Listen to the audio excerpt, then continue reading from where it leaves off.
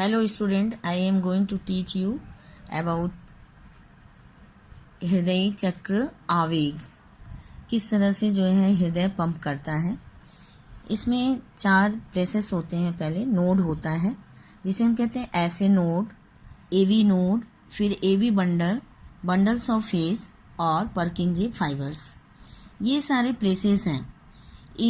ये ऐसे नोड से इम्पल्स उत्पन्न होते हैं और ये इम्पल्स वेव के रूप में पूरे हार्ट में ये घूमते हैं, जिसे हम यह भी कह सकते हैं कि यह इलेक्ट्रिसिटी के रूप में करंट जैसे ये पूरी तरह से पास करते हैं और जिसके कारण हार्ट जो है कॉन्ट्रैक्ट और रिलैक्स होता है और पंप करता है।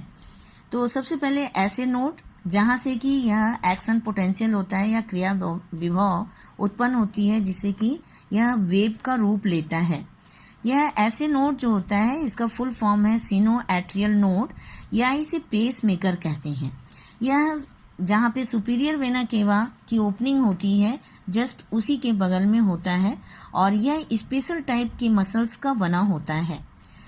यहाँ से जब वेव उत्पन्न होता है तो यह वेव फिर पहुँचता है एवी नोड को। यह एवी नोड भी स्पेशल टाइप के मसल्स होते हैं जो कि ऐसे नोड के नीचे ही प्रेजेंट होते हैं और राइट ऑरिकल लेफ्ट ऑरिकल के बीच में यह प्रेजेंट है। जहाँ पे सेप्टम होता है वहीं पे यह प्रेजेंट होता है। एवी नोड से यह इम्पल्स वेव फिर एवी बंडल की तरफ जाता है और यह एवी बंडल यह भी जो है मसल्स का बंडल होता है। यहाँ पे यह वेव पहुँचता है और यह वेव फिर उसके बाद राइट वेंट्रिकल और लेफ्ट वेंट्रिकल के बीच में पहुँचता है और ये पूरे मसल्स होते हैं जिन्हें हम बंडल्स ऑफ फिश कहते हैं, उनके थ्रू यह इम्पल्स वेव पहुँचता है।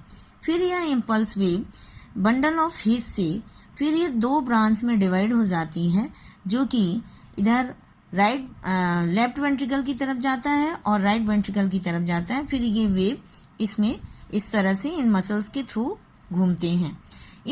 इस तरह से ये वेव पूरी सर्किट अपना कंप्लीट करता है जिससे कि इसमें पंपिंग होती है। एक बार साइस्टोलिक और एक बार डायस्टोलिक होती है।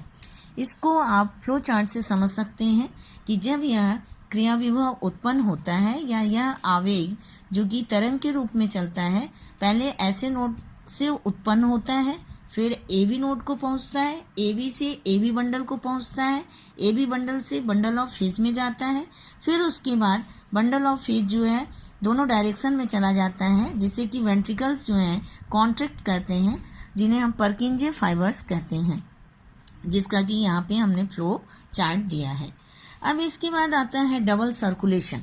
डबल सर्कुलेशन क्या होता है इसमें ध्यान दीजिए कि डबल सर्कुलेशन में ये होता है कि एक बार ब्लड हार्ट में आता है और लंग्स को जाता है, फिर लंग्स से फिर दोबारा आता है और फिर पूरी बॉडी में जाता है।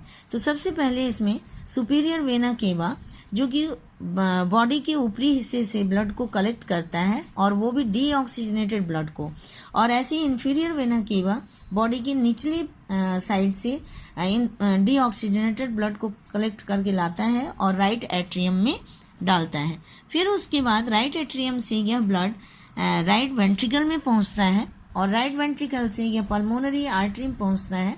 पल्मोनरी आर्टरी के द्वारा फिर यह लंग्स में पहुंचता है और लंग्स में पहुंचने के बाद यह जो है वहाँ पे ऑक्सीजनेटेड होता है। डीऑक्सीजनेटेड ब्लड वहाँ पहुँचने के बाद ऑक्सीजनेटेड होता है और फिर उसके बाद यह पल्मोनरी वेन्स के थ्रू लेफ्ट एट्रियम में आता है और लेफ्ट एट्रियम से लेफ्ट वेंट्रिकल में, लेफ्ट वेंट्रिकल से ऑल्टा में, फिर ऑल्टा से यह पहुंचता है कैपिलरीज इन हेड रीजन।